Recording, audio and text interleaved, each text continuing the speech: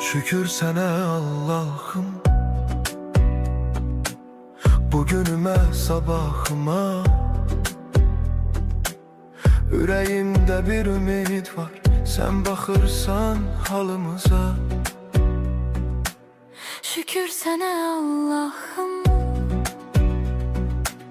yolumu düz saxla hər an. Qəlbim yorulsa da bəzən sen verirsən mənə güman. Bir addım atıram, yenə sınaq çıxır. Dünya bəzən gülür, bəzən də yandırır. Amma mən bilirəm, tək deyiləm heç vaxt. Sənin adın var içimdə, mənə yetər bu haqq. Evimə bərəkət, canıma səhət, qəlbimə təmizlik, dilimə məhəbbət. Hər kəs öz payını halal qazansın, Allahın nuru ilə qaranlıq dağılsın.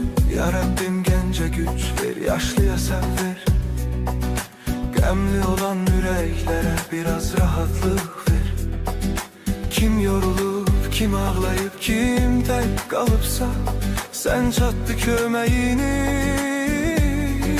gecikmə Allah'ım.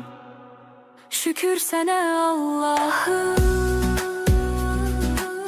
bugünümə sabahıma.